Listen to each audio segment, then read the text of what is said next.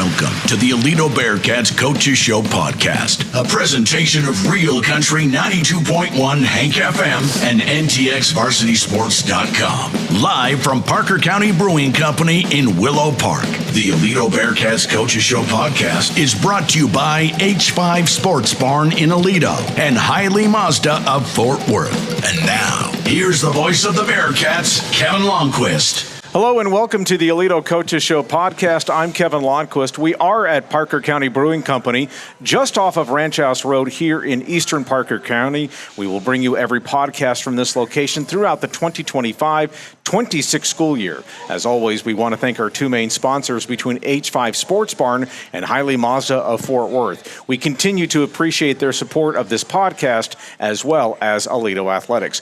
Bearcat soccer team moving on to the area round of the Class 5A Division I Region I playoffs. They play Joshua at 8 o'clock Tuesday night at Brewer High School over in White Settlement.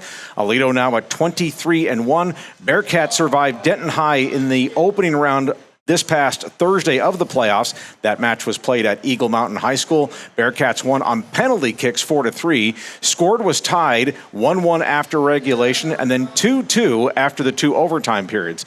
Now, if Aledo advances past the Owls, it moves on to the regional semifinals to play either Wichita Falls Legacy or El Paso Bel Air. They are also playing Tuesday night over in Midland. That match would be for later this week, so good luck to the Bearcats. Now, I wish I had better news about the Ladycats soccer team. They played a super match against Colleyville Heritage this past Thursday. That match was also at Eagle Mountain High School. Unfortunately, Aledo fell short 2-1 in the Class 5A Division I Region I opening round. A banner season under new head coach Taylor May closes at 13-7-2. A two-segment podcast for you as always. We will start obviously with soccer. This is a whole segment, a whole podcast dedicated towards soccer. Taylor May, as I mentioned, is here along with boys head coach Derek Veerling. Finally decided to join us after a 2-week hiatus. Belated congratulations, by the way, to Coach Veerling for passing the 600 career win plateau earlier this season. Then in our second segment, we will be joined from the boys team by senior defender Hunter Waugh and from the girls team, senior keeper Haley Maurer. Both played pivotal roles for the Bearcats and the Ladycats, each winning District 5-5A championships, and looking forward to visiting with them. Okay, now to our coaches here, to Coach May and to Coach Veerling.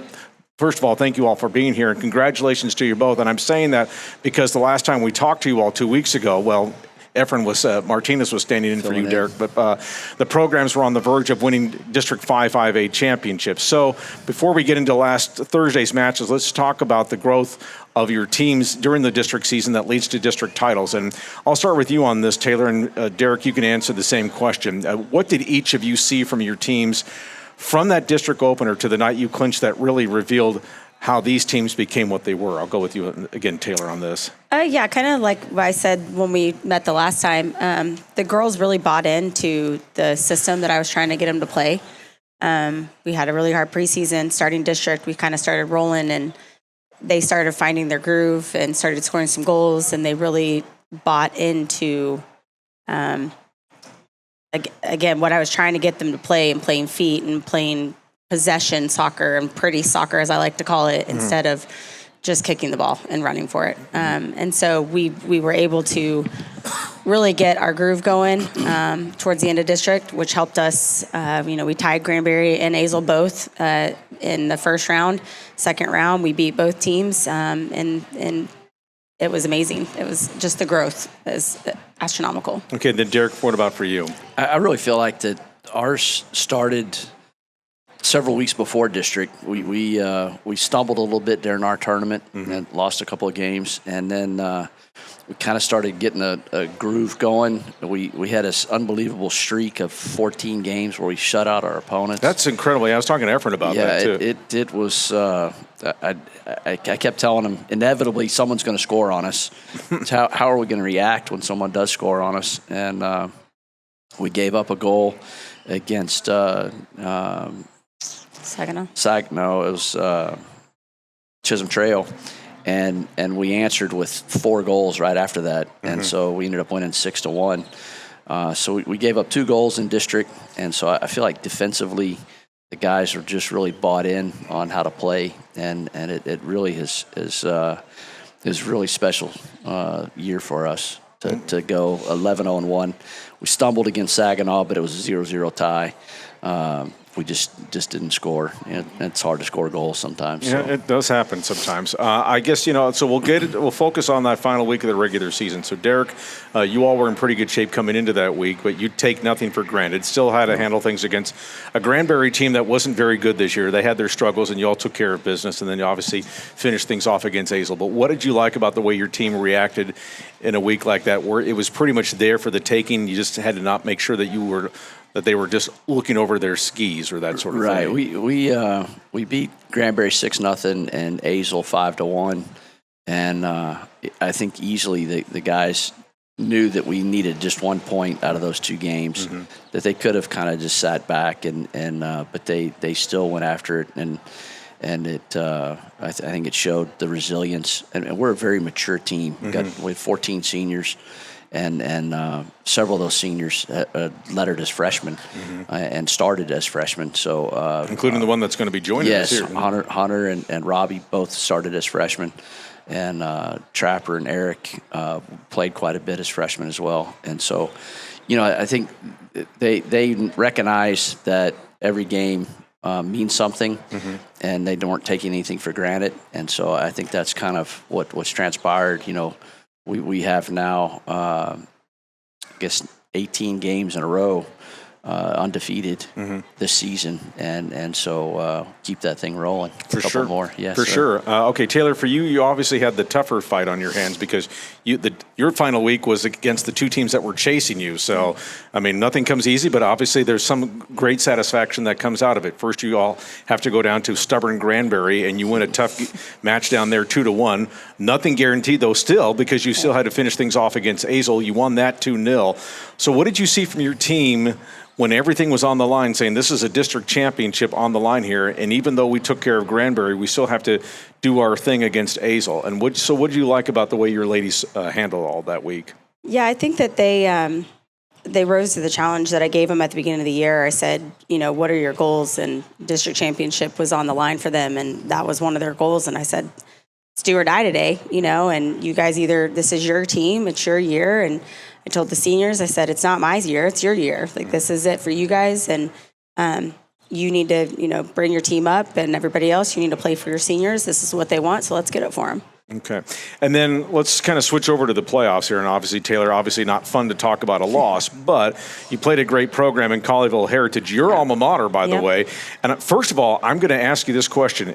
Was that odd going against them because you'd been a member of that program back in your day, and you're going, I have to beat the team that I played for several years ago? What was that like? It's funny. After the game, I told them, I said, I guess if I wanted to lose to anybody, I guess it'd be my alma mater. I always root for them because they are my alma mater. So it was hard saying, let's go beat them because, it is what it is. Awkward. Yeah, a little awkward. So. But they were a great team. So. Okay. So you score first thanks to Allison Weimer, and then they tied it before the intermission. So what was the message to your team knowing that going into the second half? And you had mentioned this to me when we were talking earlier today about you guys were going against the wind in the second half. Yeah. But what was the message to your team, though, with the game knotted at 1 going into the break? So we got a little frazzled after the goal, kind of started panicking a little bit, and I just brought him in. I said, relax, just play soccer. And, it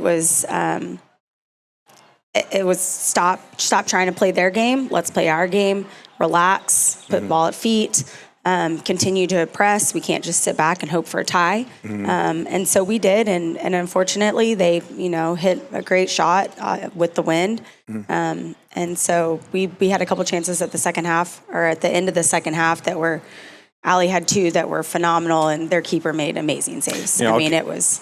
Yeah, it's interesting because I'll get to you in a little bit about that and go into more detail about that. Derek, but the same kind of question for you about your halftime message, because you were in a scoreless draw with Denton High, but you had mentioned to me also during the day that you felt like your team had outplayed Denton to that first intermission, or first half, excuse me. So, and I think you said you had outshot Denton too in that first half. Yeah, we pretty much, I don't want to say dominated because the score was 0-0, but we dominated the play. Mm-hmm. We had most of the possession was in the middle third and the attacking third. Mm-hmm. The possession was 60-40 on stats, and so we were shooting the ball. Their keeper was making some really good plays. Mm-hmm. And we lost to them 4-0 in our tournament. And interesting. And okay, so. Yeah.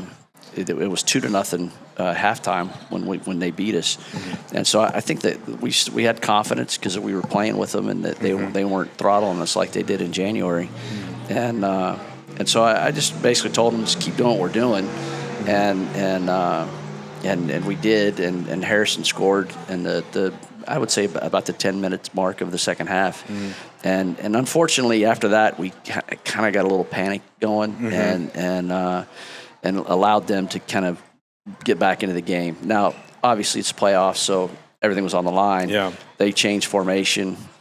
They were throwing extra attackers on us, and so we got into this kind of a big-time defense mode. Mm-hmm. And I think if we had just stayed calm and kept possessing the ball and passing it around, I think it would have helped a little bit.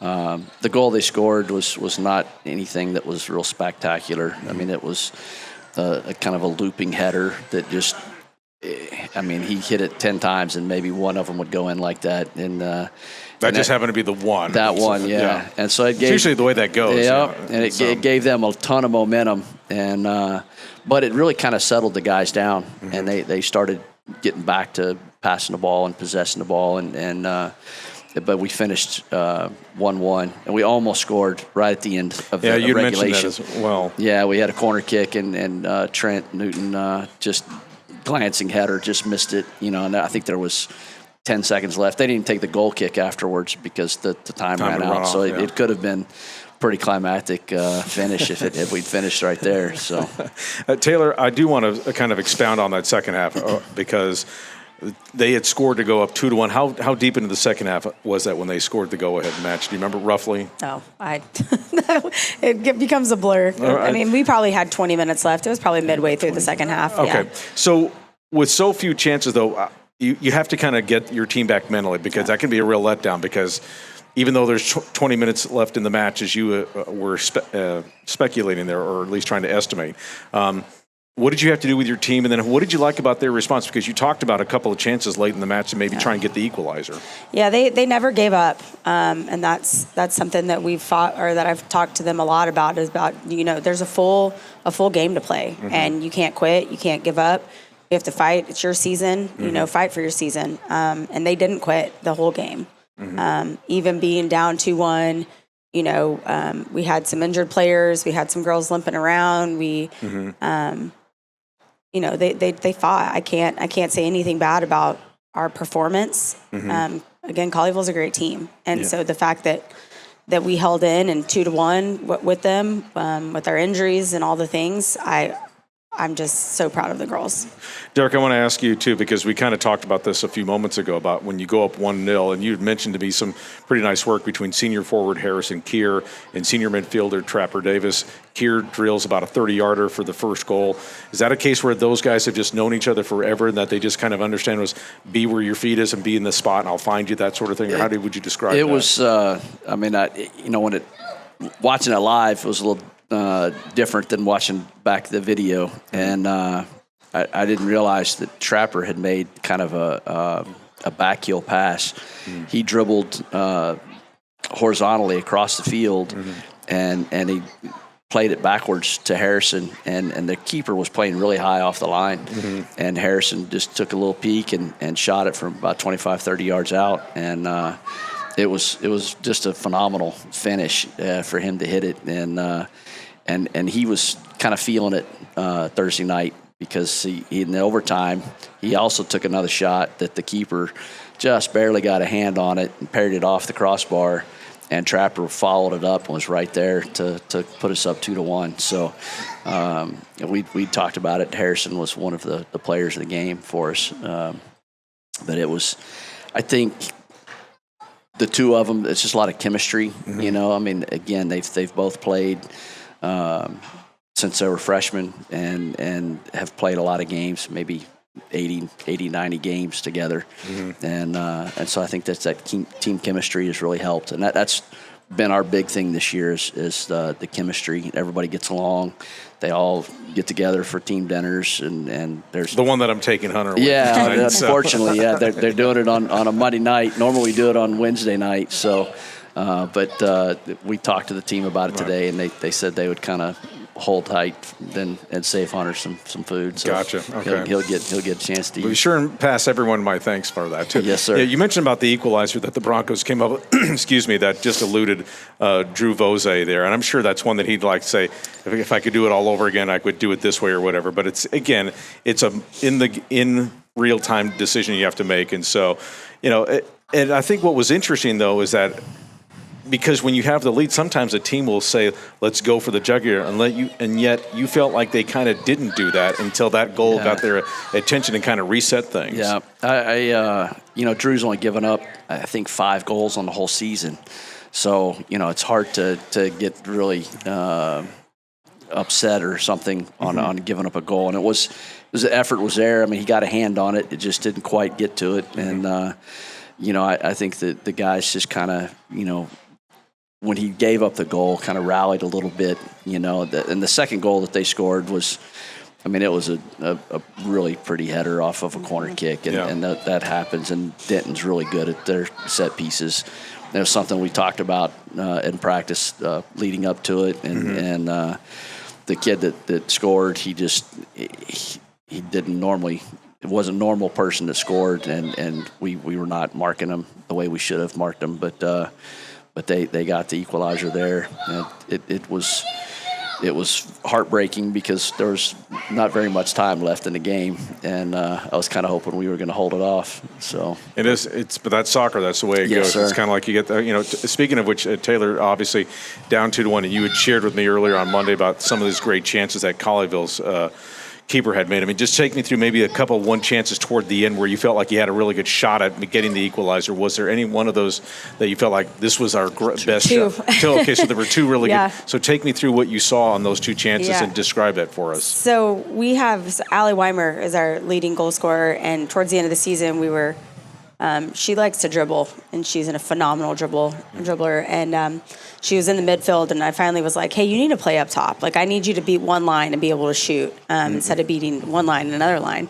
So we moved her up top, and she beat the line, back line. She's going straight at the goalie. And the wind, I think, had the keeper not had the wind, I think it probably would have gone in. The wind definitely played a factor. We both were ways. right behind the goal, warming up, and everybody thought it was going in. Yeah. Really? The keeper just made Barely it touched. just enough to get it to go wide. Both times. Yeah. Same spot. same everything. Different sport, but I'm kind of the visual I have is kind of like the USA gold medal hockey game against Canada, where the shoots across the key, shot shoots right behind the goalie's feet, and it goes right beside the crease, and it's like an inch away from the net. You know what play I'm talking about in that game. So that's basically what it was. Yeah, and the boys were going crazy because we were right behind the goal warming up, and then we thought it was going in. Yeah. The shot was beautiful. Both of them. Yeah. Same shot twice, back to back. It's kind of like the beauty and the cruelty of the game at the same time. Yeah. Yes, sir. Yeah.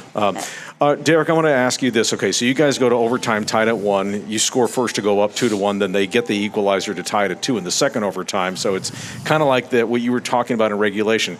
They kind of get the lead, then they kind of maybe don't stick it on their throat or that sort of thing, and then they then the equalizer kind of gets their attention again. And so I'm sure you're going, this is not the way we're supposed to be doing this. And I know, but it's again, we haven't given up any goals this year, and so the response was really what I was looking for. We didn't. Once the goal was given up, it wasn't a total letdown. Even I was watching the video again today. The Denton team, they were all the cameras right behind the benches, and the Denton team was all laying on the field. They're just like laying there, they're stretching. Our guys were up, they were moving. You could just see the demeanor of the two teams.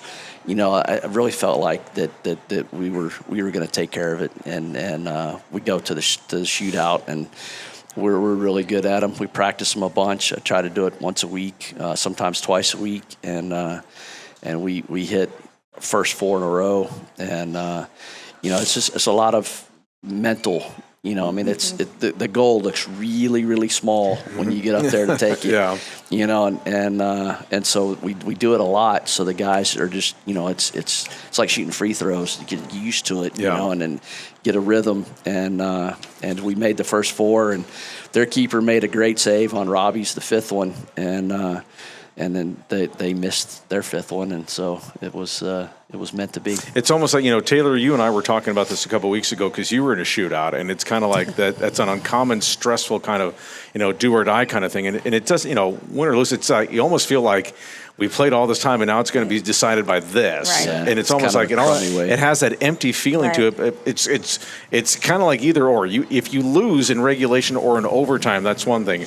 But if you lose in something like this, it's almost like it's such a powerless feeling. I would think. Unfortunate. Yeah. But it's kind of like we can't keep playing. We got to figure a way to get this thing over. At some point, you got to end it. The kids are exhausted at that point. Yeah, I was going to say, and the one thing, just going back to getting a little more details on your penalty kicks here. So your first 3 shooter scores, you mentioned, that's Keir, senior midfielder Eric Solto, and then senior forward Kyle Stork. And then, as you mentioned, Denton scores on its first 2. Then they missed their 3rd, and then Davis scores his 4th to make it 4-2. Then they answer to make it 4-3. Then you talked about how Robbie Sloan made a great denial or a save on their next attempt. And then I think, and this is what we're talking about, the cruelty here on this, Taylor and Derek, is the fact that what they needed to keep it going, it hits the crossbar, and it's almost like, really, that's how this ends? But I'm like, for you, it's like, don't hate the player, hate the game. And celebration was on as soon as the miss was happening. So, it's unfortunate to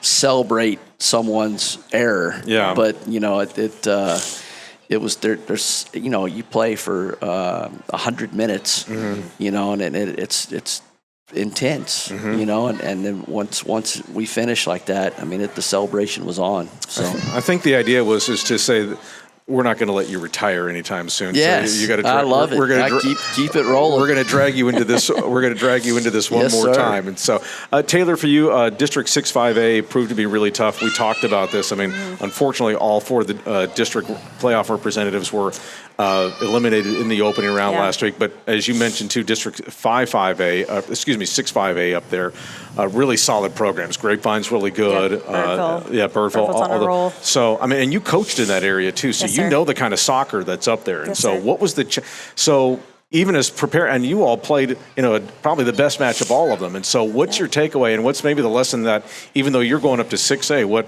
if they're going to get matched up against these teams in the coming years, what are they going to have to do against them to maybe break through and get past them to the area around? I mean, it's all just preparation. It's like I said, we had some unfortunate breaks this year that we couldn't control. No pun intended. Yeah, no pun intended. But it's just preparing the girls. It's a lot of mental work, which is something I'm a big proponent of. That girls sports is all mentality. It's getting them to be strong mentally. If they can be strong, they have the skills.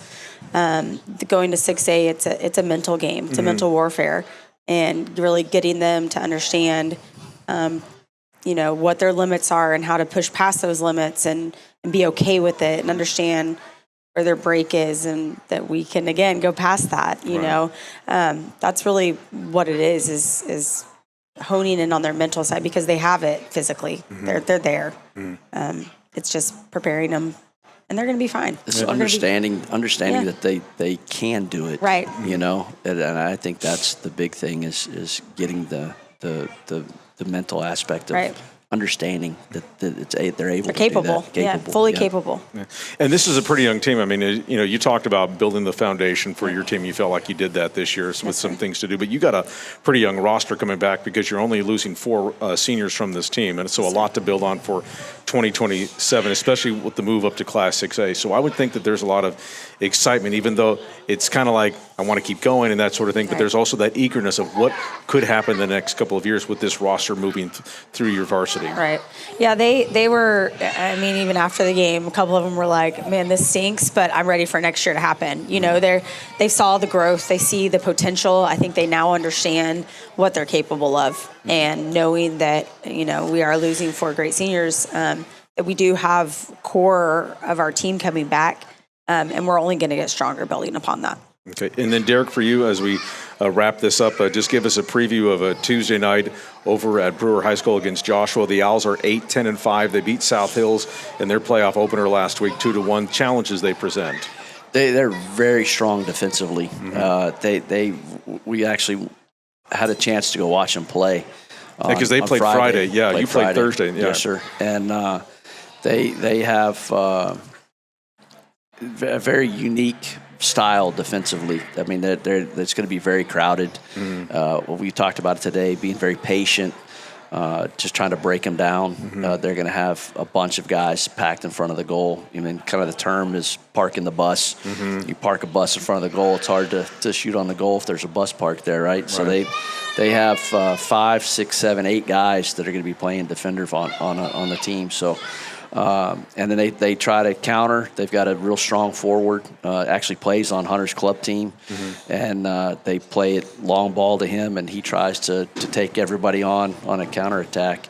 So we've got to make sure that Hunter and Trent are able to shut their forward down, and then the rest of our guys just have to really be patient and manipulate the ball so that we can find that opening. And I think that once we find that opening, we can make something happen. So. I got you on that. And the thing is about, when you guys keep playing, everybody's good. So it's kind of like it's a matter of taking advantage of what opportunities come your way, too. Yes, so if you get maybe a 3-on-1 where you get the goalie exposed or something like that, that's one of those things where you can't launch it over the net. You've got to put it in the back of the net. Really be precise and taking advantage of this of their weakness in situations and of trying to score goals. It's hard to score goals, and we've got 3 or 4 guys that are doing it. And so if Trapper's got 28, Kyle's got 14, and Harrison's got 12. And we got several guys with 7 or 8.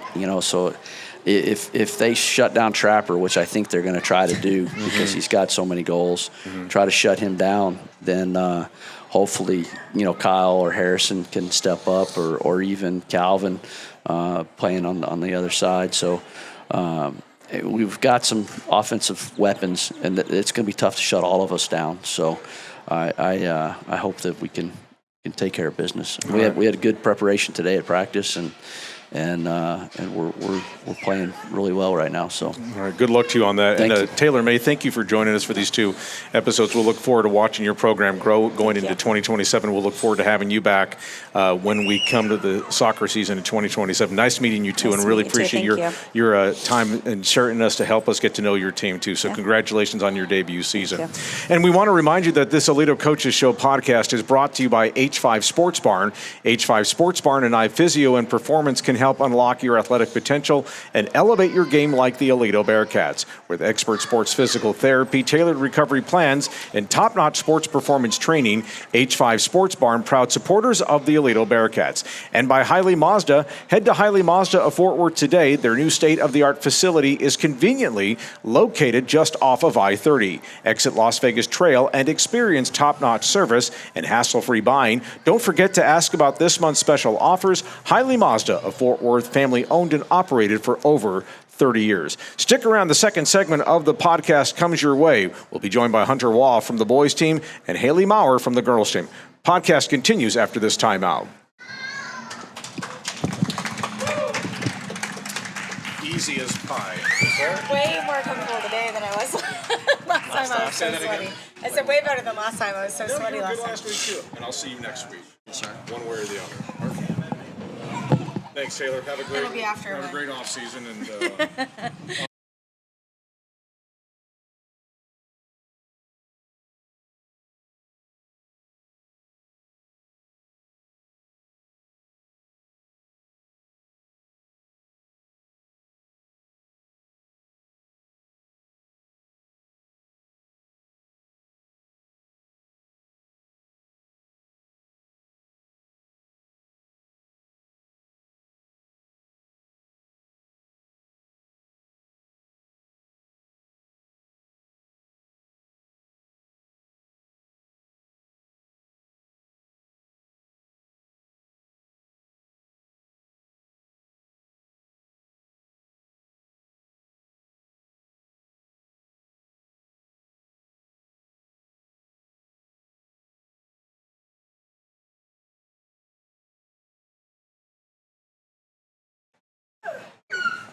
Mic check, 1, 2, 3. You want to give a mic check there? Mic check. Mic check. Mic check. Mic check. All right. Are we ready? Just give me a countdown. And we welcome you back to the Aledo Coaches Show podcast. Before we get to our guests, Hunter Waugh and Haley Maurer, let's get you caught up to date on a couple of Aledo notables. Ladycat softball is 15-9 and 5-0 in District 5-5A. They play at Azle on Tuesday.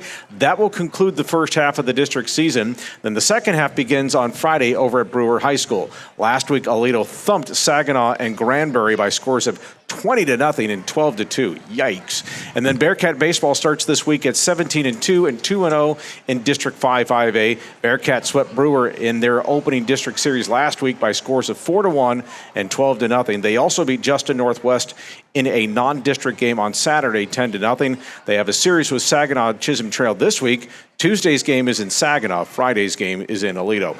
And finally, tight end Skylar Kirk recently signed with Louisiana Tech in Ruston, Louisiana. So congratulations to another member of the 2025 Bearcats District Championship team that went on to the state semifinals. Another one, I think that's up to 12 now that have actually signed with all levels of college football. The Bulldogs, by the way, out of Louisiana Tech, they went 8-5 and won the Independence Bowl over Coastal Carolina by a score of 23-14. So Skylar Kirk going to be playing some Division I college football. Okay, pleased to be joined now in our second segment by boys senior defender Hunter Waugh and girls senior goalkeeper Haley Maurer. Nice to have you both, and thanks for being with us. Yes, thank you for having us. Thank you for having me. All right, so let's talk about, and the reason why I'm asking you all to be, both of you have been involved in stressful, emotion-filled games last Thursday. I mean, it doesn't get any more intense than what you all just came out of. And so, but I'll start with you like I did with the coaches about winning District 5-5A championships. All that work pays off, and when you get to raise hardware of that variety, what does that mean to you? I'll start with you on that, Haley. Winning district was, like Coach May said, it was one of our biggest goals. We wanted to win back-to-back, especially with a new coach who wanted to help her prove her place in Aledo, and it was just something that was super important to us, and everyone worked together that game. I mean, just from the beginning of the year to that game, we were all just continuing to grow. Okay, and then what about for you, Hunter, just doing it? And the way you guys did it, too, with these 14 consecutive shutouts, or some silly streak that you guys were on, too. Yes, sir. We were really focused from the beginning of the year on winning district. We even made a goal board that focused on if we could win district and even win playoff game 1, 2, 3, etc. Mm-hmm. And so we started off from the very beginning, which we started a little shaky at first, as Coach V said. Mm-hmm. But once we made it to that streak in that Crowley tournament, giving up 0 goals, or we gave up 1 actually in the first game. Right. But right after that, we went on a winning streak. We just took it into district we really need to focus on as a team if we can come together and stay as a team and connected, like that. Connected, and keep the chemistry up as we go into the games, even though we play against both teams twice. So as a team, we didn't want to celebrate too early the first time, because going into the second game, you got to prove yourself just then too. I was going to say, but I do want to ask you though about this streak of consecutive shutouts. I've never heard of anything like that. So when you're going through something like that, can you just talk us about that experience of it's 5 games and we haven't played it and we haven't given up a goal yet. Then it's 6, then it's 7. What was it like in the locker room to see this thing kind of grow the way it did? Yeah, I haven't heard of ever a shutout streak that far before. We started off in the Crowley tournament, as I said, and we just continue that way. Brewer has always been a struggle for us, going back and forth throughout the years. And whenever we beat them 3-0 that first time, we're like, okay, maybe we can keep going. And our defense just staying solid with new players like Grant Garman, who came onto the team.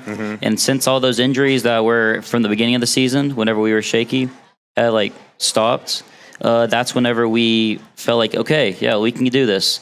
And we just kept the goal streak alive. All right, so let's talk a little bit about the playoff matches that they were. Obviously, you guys were able to survive on penalty kicks.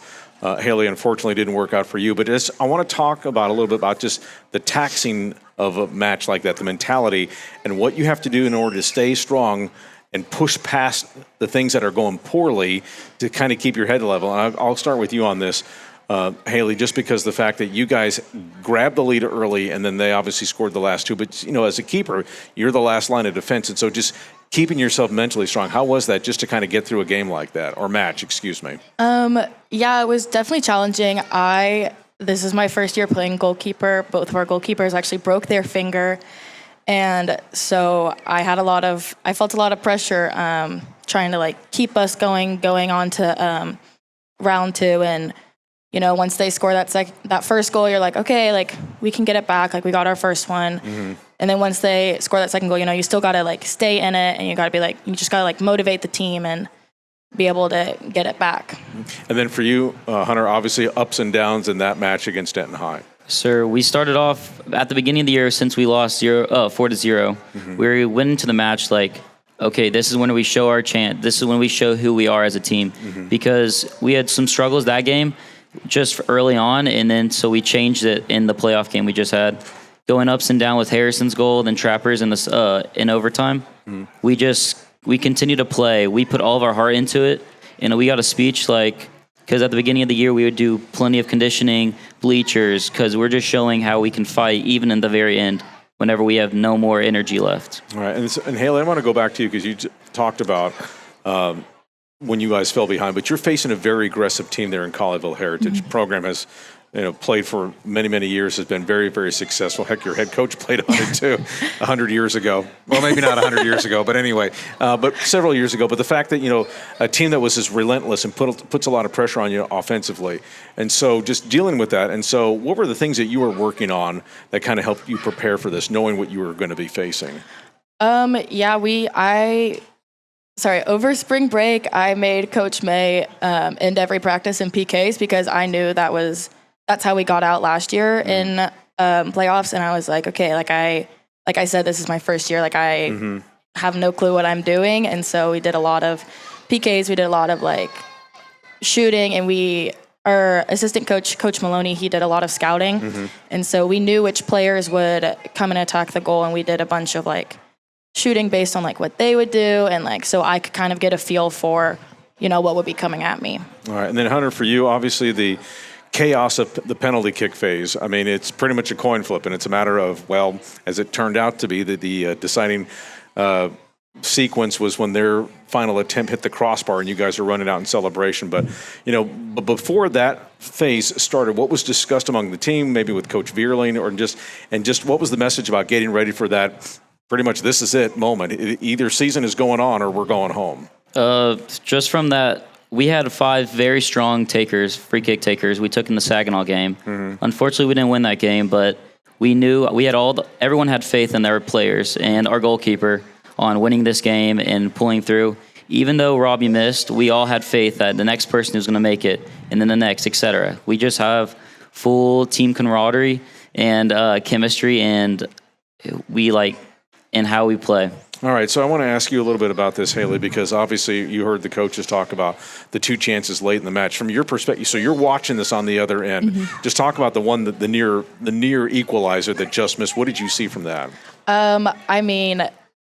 Seeing everything from the opposite end of the field, you see everything, you see who's open. So I was trying my best to try and coach them, like who's open, who to play, like how to play them.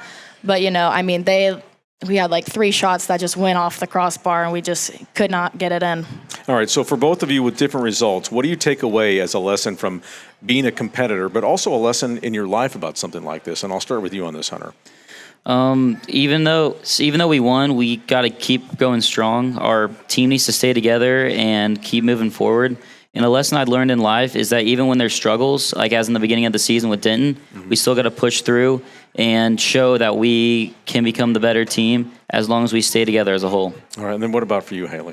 Yeah, I've learned this year to just even when you think you can't do something, that you have to be comfortable being uncomfortable, as Coach May always said, and it's just stepping up and doing what you need to do and just doing what the team expects from you. Yeah, like playing goalkeeper. So here's the interesting story here. So you go back and volunteer to play keeper. Your team has lost its other goalies in Audrey Obana and Madeline Dagnan early in the season to hand injuries. Had you ever played keeper before recently, and what motivated you to go to Coach May to not only volunteer, but to convince her that you could do it?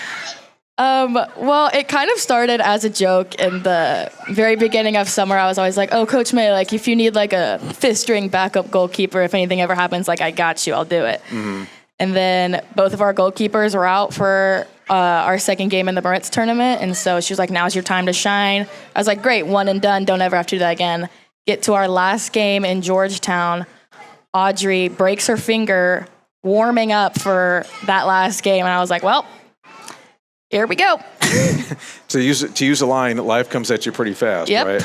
Yes, it does. All right, so was it everything, going through the season for as long as you did in that spot, was it everything you thought it was going to be? And how do you think you're better for it through this experience? I mean, I've never thought that goalkeeping was easy. I've never claimed that, but just like seeing all the pressure, because like you said, like it is the last line of defense. And, like Coach Veerling said, like when you're stepping up for a PK, like that goal seems small, but when you're on the other end, that goal is quite big and there's a lot of space to cover.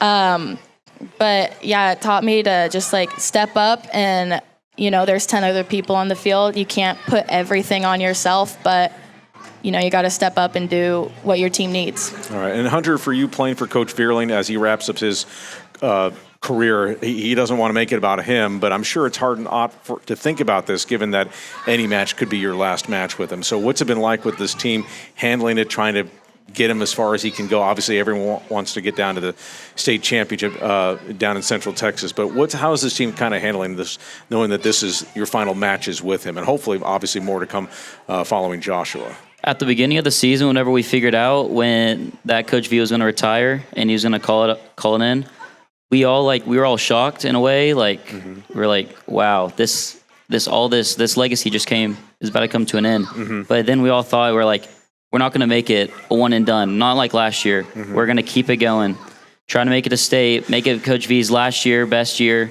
hopefully. That was going through everyone's mind, and we all knew we had to stay together to make that happen. All right, so tell us about preparing for Joshua. You heard Coach Veerling talk about it. Felt like today's practice Monday was pretty good for you guys in preparing for Tuesday night's match. The things that you know about the Owls beyond what Coach shared and maybe what you've studied on your own, and just what it's going to take to move on to the regional semifinals later this week. Yes, sir. We worked on a lot of possession base because their team sits back. And one of my friends who's on my club team plays that sweeper center back role, and he's really dictating where their defense goes. And with them sitting back the whole time, we got to stay vigilant. Because we know they're going to park the bus and they're going to make us frustrated in ways but we have many weapons, as he said, with many chances to score, and it doesn't just take one person, it takes everyone. And so that's how we've been focusing. And on the defensive side, they also have one player on my club team who plays striker. And we agree that one person needs to step, one stays, to make sure you lock them down and keep them away from the goal. All right, Haley, for you, in terms of just playing for Coach May after playing for Coach Johnson, and I asked this of Addison Clark 2 weeks ago, but what was that transition like for you? And now that the season is in the books, what do you hope you establish for this program and for the seasons to come? Going from Coach May to Coach Johnson was kind of, my senior year was kind of like, I didn't want her to be there at first. I was not excited to change my senior year, but ultimately we needed a fresh start. We all got comfortable, kind of just, this is how Coach Johnson likes to play. And then Coach May kind of changed how we looked at it. She changed the drills that we did. We did a lot more conditioning with her. But yeah. Okay. And then finally, I want to ask you guys, because I buried the lead here about the goggles. So tell us the story about the goggles here that you're wearing around your necks. Who wants to start about this? And so, okay, it's your show. You've got the floor on this, Haley. So it's a game between every senior. It's called Senior Assassin. And so you get a target and you have to go and shoot them with a water gun. But the only way you're safe from getting out is by wearing the goggles around your neck. And you're playing for I think it's $1,100 right now. Oh, wow. Okay, so is this during school days or is this after school, or how is this run? It's kind of whenever you want. There's some rules. You can't do it during the school day. You can't go into someone's house uninvited. But if you're in public, it's fair game. All right. Gotcha on that. All right. So you could just be walking over into Brookshire's right down the road and someone could see and you could get nailed. Is that basically yes, what it comes as long as you don't have your goggles on, you're Gotcha. done for. All right, so game's on. So I'm assuming you guys are still around in this, correct? Yes, sir. All right, so if you're wearing the goggles, then it's all safe. And so even though there's no members of the team here, I think you guys are in a safe zone anyway. But you still can't be too sure, right? You always have to, it's kind of like it's kind of, for lack of a better word, paranoia, and said I better wear them just in case somebody finds out that I'm over here and like I could be a sitting target. So anyway, senior defender Hunter Waugh is to my far left, and then senior keeper Haley Maurer is to my immediate left. Let's hear it for these two young folks. And we want to remind you that this Aledo Coaches Show podcast is brought to you by H5 Sports Barn. H5 Sports Barn and Knife Physio and Performance can help unlock your athletic potential and elevate your game like the Aledo Bearcats. With expert sports physical therapy, tailored recovery plans, and top-notch sports performance training, H5 Sports Barn, proud supporters of the Aledo Bearcats. And by Hiley Mazda. Head to Hiley Mazda of Fort Worth today. Their new state-of-the-art facility is conveniently located just off of I-30. Exit Las Vegas Trail and experience top-notch service and hassle-free buying. Don't forget to ask about this month's special offers. Hiley Mazda of Fort Worth, family-owned and operated for over 30 years. For my engineer, Brian Torres, and the Hank FM staff, thanks for being with us here at Parker County Brewing Company. We will talk to you next week as we move into the baseball and softball seasons. We'll also talk the boys' soccer season continuing, we hope, under Coach Veerling. I'm Kevin Lonnquist. So long for the Aledo Coaches Show podcast.